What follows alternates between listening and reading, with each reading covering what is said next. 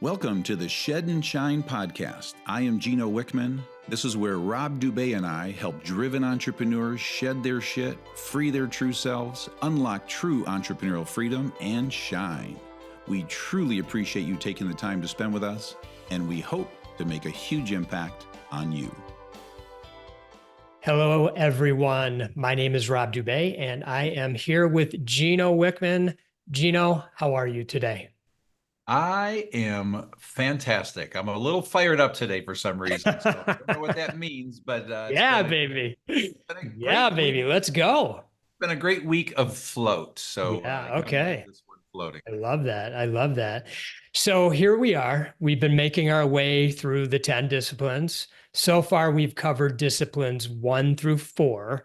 And for the listener, if you haven't listened to those episodes yet, you can check them out. They're episodes number 21, 23, and 25.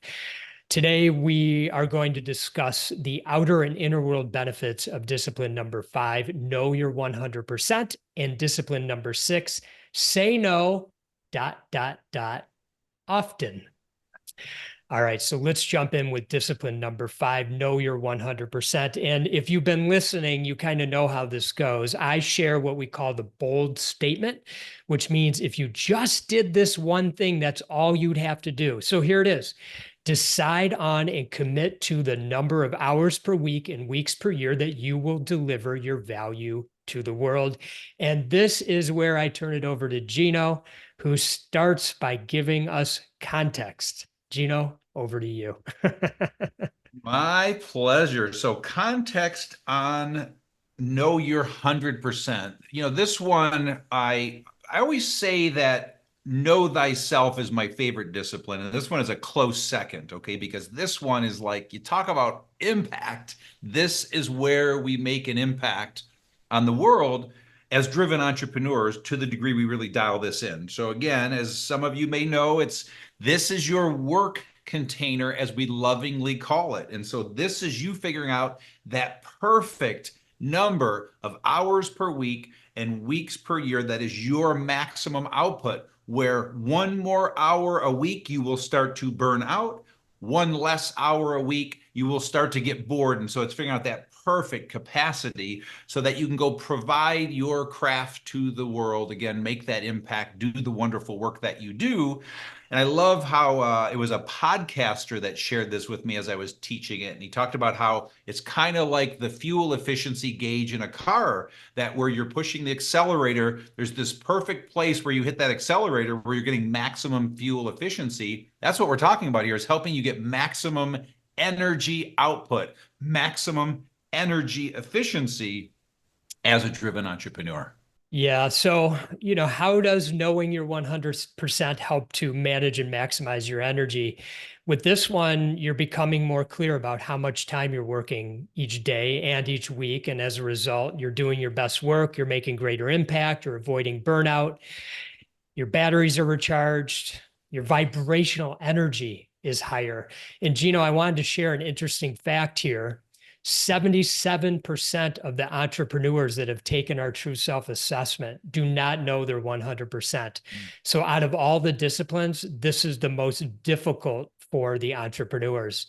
So I'd love to hear what's coming to mind for you about that. Yeah, a couple of things. Because I get asked this question so often, and it's just basic question of how do you do this? And it takes time. This one, unfortunately, takes time. There's no easy road and there's no fast road. So it's a slow road, but it's worth it. And so I urge you to just start by recording the current hours you're spending every week. Just get a sense of it. It's not like it's perfect. We're not talking about, it's different for everybody, but it's not like it's this perfect 8 to 4, 6 to 7. It's not like that. But if you really look at your work MO, there's this number of hours that you've always kind of worked. You fall into this place. And so for me, it always was a little more specific, because I would start working at around 7 a.m. and I would be done by 6 a.m. That was kind of my MO. And I would do that 5 days a week. So there's my 55 hours. And then I worked 40 weeks a year.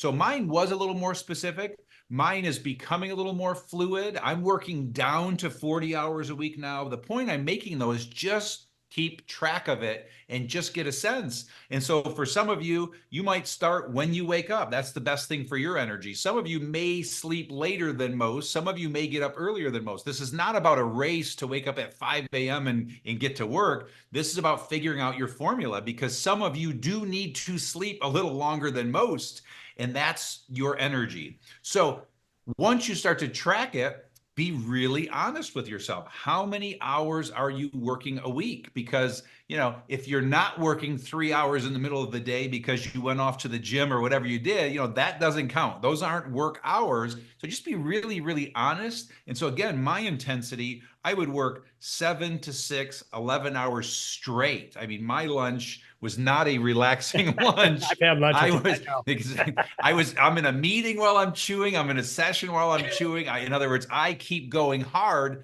but that's okay. That was my formula. I have a client that's 35 hours a week. That's all he ever works. And that's all anyone in the entire company ever works. And I've got another one, it's 80 hours. So just be really honest with yourself about your formula, and it is what it is. Now, all of a sudden, when you start tracking it, you're going to start to get a sense and realize what the magic number is. And then just be really honest, because the magic happens when you figure out what it is, as I did. Now, all of a sudden, I can start focusing on the magic, and that's eliminating. Now I know the container I'm working with. Now I can start eliminating stuff in the container that's low energy, low impact work, replacing it with high energy, high impact work. And all of a sudden, now that work container, your 100%, is packed with high impact, high energy stuff. Yeah. And do you consider that an outer world benefit once you have it dialed in, or an inner world, or is that both what you just shared? For me, it's both. And here's how I would describe it. The outer world is obvious. And there's no question that this one probably is the easiest to understand, the outer world benefit, because what happens if you're fully in, let's say, for lack of a better term, your true self, truly your work true self, 100% of the time, you are going to make a much bigger impact. You're going to reach more people. You're going to be more creative. You're going to make better products, provide better services, communicate better. You're just going to do your magic as a creator in the world better than ever. So that's the outer world benefit. And you'll make a hell of a lot more money too. In other words, there's no coincidence that your income goes up when your 100% is spent in your sweet spot. But now let's go to the inner world benefit, because the inner world benefit is when you are in that sweet spot for your perfect amount of time, that work container, you are in flow. You will literally feel you're going to feel like you're just kind of floating through life. There's going to be an ease about the work that you're doing, because you're not doing energy draining work. You're not doing work that requires effort. It's natural. And so all of a sudden, the peace in your body, the tectonic plates shift less, the anxiety reduces. And so tons of inner world benefit, but you're going to see most of it in the outer world, quite frankly. Yeah. When I think about in terms of managing this one, where you're dialing it in, you're getting really clear about your priorities as well. And, let's take it outside of the work container for a second. Like, let's just say you have kids, for example, and you want to go to their sporting events and you want to be on time. You don't want to be rushing, and you want to be fully present while you're there.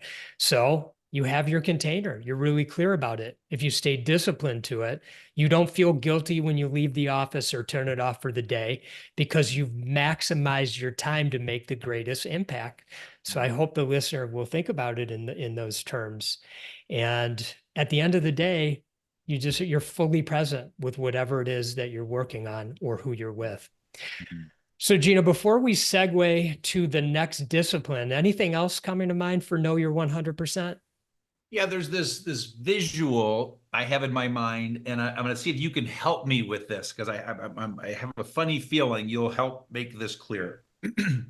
Because, again, what we're talking about is this work container, this very specific amount of time you have to bring your gift to the world. And assuming this is true and we're accurate, there it is, and that's what you're working with. there's this precious amount of time now that you're devoting to applying that to the world. And as I mentioned earlier, the idea is to get rid of all the stuff that is low energy, replace it with high energy stuff. And so we call that delegate and elevate, delegate and elevate, delegate and elevate. In the EOS world, we use that terminology, but it's universal, delegate and elevate. You're delegating the low energy stuff, you're elevating the high energy stuff. So in doing that, I'm trying to pick this like perfect analogy of like, so like the thought that's coming to my mind is, let's pretend your gift is to be this incredible speaker. Okay. In other words, that's what you do when you are on stage. More of everything that happens. You inspire people, you sell stuff, you get stuff done, your company grows. And let's just pretend, whatever your number of hours and number of weeks are, we can keep you on stage for that entire period of time. Now, that's not true. But the point I'm making is, that's an example of trying to help the listener out there. I'm trying to help our clients understand what is my superpower. And that's where I need to spend all my time and start to literally create this allergy or utter disdain for anything that is not that. In other words, it's got to be so obvious because it's a no-brainer. Man, if I'm on that stage, and again, the stage is just an analogy for everything else. It could be that you sell really, really well, you teach really well, you make the product really well, you make the service, whatever it is, that's where you need to spend all of your time, and then build a team of people around you. And so you keep elevating yourself higher and higher and higher and higher, for lack of a better term. And you just keep building a team, and hence that's how a company is built and grows. And you're just keeping yourself in that work container, never letting it get away from you so that you never burn out. Yeah. Yeah. You said it all on that 100%. You nailed it. Yeah. Okay. So let's move on to discipline number 6, say no, ... often. So the bold statement here is say no to everything that doesn't fit into the first 5 disciplines. And we are with the master of saying no. So, I mean, aside from the fact we always have you provide context, you are the master of this discipline number 6. So provide the context, my friend. I appreciate that. Well, but in the interest of full disclosure, my aha 3 to 6 months ago was all right, let's hear this. I am the master of saying no in my business life, and I've been great at it for 30 years. My personal life, I realized I'm a wimp. I'm a people pleaser. I heard you say that. I forgot about that. Yes, and I do get a little anxious when I say no, but with the aha, it has greatly shifted. Okay, and so what we're talking about here are boundaries. So again, when the first 5 disciplines are in place, you now have clear boundaries, and we always lovingly say it's as clear as somebody telling you to eat a worm. You would immediately shoot back and say no. That's how fast you'll be able to say no to anything that doesn't fit in your first 5 disciplines, i.e. your boundaries. So it's about setting boundaries. So I set great boundaries in my business, didn't set great boundaries in my personal life. I'm working at that, doing much better at that. And so that's what this is about, is boundaries and solving the anxiety. Okay, and so in the book, what is the name of his book? It's escaping me right now. I always quote him. Essentialism? Yes, Essentialism. Greg McKeown talks about when faced with having to tell somebody no, there's anxiety. We get anxious. And so at that moment, you have a decision to make. And so most of us default to saying yes because we don't want to feel that anxiousness, and we say yes. And he so powerfully says to us, you can either feel that anxiety, say no, and experience the anxiety for minutes, or say yes and regret it for the rest of your life, or at least days, weeks, months, and years. So when you look at that math, it's really simple. But here's the beauty. When those boundaries are clear, i.e. first 5 disciplines, the anxiety goes away because you're so resolute, you're so aligned, you're just so aligned, it's so clear. And what in business, I was just always so aligned, so it's a no-brainer. And then the last little point that I always like to share is what I realized, and this was Mike Payton who told me this, one of my partners in EOS Worldwide. I didn't realize I did it, but whenever I tell somebody no in business, I always offer up something. And so whenever I tell somebody no, they go away happy. In other words, they don't go away upset, because I always say, well, unfortunately, I cannot do that, but here are some other resources that maybe can, and so if I have to say no to a podcast, I say, here's one or two people that might be great for your podcast or your talk, or again, or whatever the request is. And so that's a great little technique to help take some of the sting off if you're still experiencing that anxiety. Yeah, for sure. And in the book, we actually have a couple examples. So if you have the book, or if you don't, go out and get it. And there's some great ways to be graceful about it. It's really helpful. So, in terms of managing and maximizing your energy beyond what you said, it's important because you're not doing things you hate doing now. You're spending time with people that you want to spend time with. And all of that leads to greater energy. And, one of the things that I've noticed is we often say yes, because of our ego. We want to be seen as a person who can take care of things for people, or we say yes because we feel guilty. And in both cases, as you mentioned with Greg's book, Essentialism, we don't consider the ramifications of this yes that we're about to give. And we have major regrets after. And then in terms of outer world benefit, one of the things I was thinking about, Gino, but I'm curious what you think, is time. You get that time back, and that's your greatest asset. We give that away so easily. And then, of course, you have a clearer mind when you have time, so you can work on the things that create the greatest impact. Anything I'm missing there? Well, yeah, but I'll really anchor it. Yeah. Because we talk about the first 5 disciplines. When they're in place, it's easy to say no. So let's grab the one we just talked about, in knowing you're 100%, Yeah. and what we talked about with delegating and elevating. And so now that you only have this precious time, this work container, and so you should only be saying yes to the things that fit in there. And so what you're doing now is you're saying no to the low energy, low impact stuff, replacing it with high energy, high impact stuff. All of a sudden, you just filled that work container, that 100%, that capacity, with more outer world benefit. So that's the beauty of it. And then to go to the inner world stuff, we've talked about that. Most of us get very anxious by saying no. We feel guilty. We feel bad. And that is draining your energy. Guilt would not be the emotion I would recommend you walk around life with. So it's like the guilt goes away. So all of a sudden, if I can reduce your guilt by 50%, your energy just shot up a few points, and you're radiating more, you're shining brighter, and feeling better. And again, feeling more inner peace. Yeah. One of the other things that I hear in working with our clients, they don't always say it, but I pick up on it, and it's FOMO, just fear of missing out. They're successful people. And so what ends up happening is they have so many opportunities, and honestly, they're all really good. And so, but here's the thing. You're driven, you're successful, and you have more ideas and more opportunities than you know what to do with. So you have to pick and choose, and that's really critical to stay focused and make the greatest impact. I also wanted to share that also in the book, we have a great resource. It's called the Say No Comfort Scale, and that's on pages 169 and 170. So check that out, fill it out, see how comfortable you are saying no. All right, Gino, any last words on say no ... often? Yes, you prompted 3 thoughts there. Okay, so let's go back to what you were talking about regarding saying yes. Okay, because there's actually teachings out there and philosophies around say yes, say yes, say yes to everything in life. Well, let's get really clear on who they're teaching that to, because it's not driven entrepreneurs. Okay. And so if you are sitting around on your ass at home all day twiddling your thumbs, say yes to everything. Please say yes to everything. Okay.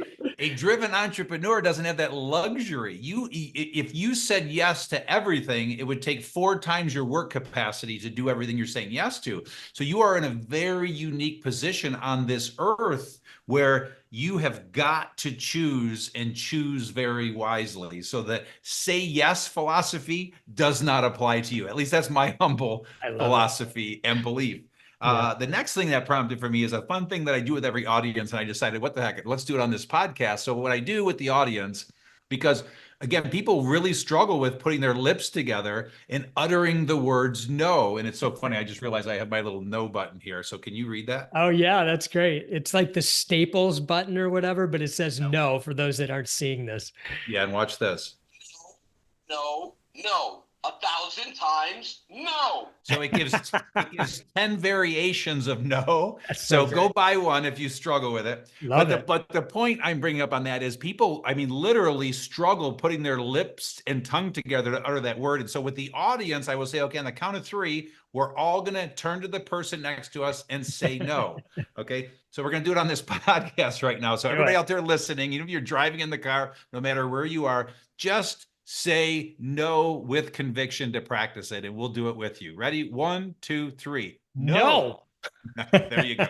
And then the last thing you prompted is just the prescription that we offer everybody as an action item. And just please, in the next 7 days, say no to at least one thing. Just please, just practice it. Commit to yourself. I will do this in the next 7 days. Just say no to someone and start building that muscle. Yeah. Great. Thank you, Gino. Appreciate that. We're out of time, and I'll see you at the next one. Thank you for listening in today. We truly appreciate you taking the time to spend with us, and please tune in for the next episode. Until then, if you'd like to see where you are on your true self journey, go to shedandshinepodcast.com to take the true self assessment and receive personalized guidance. If you're all ready to begin your inner world journey with Rob and myself, please join us for the next round of the 10 Disciplines group coaching program. We wish you all the best in freeing your true self. Stay focused and much love.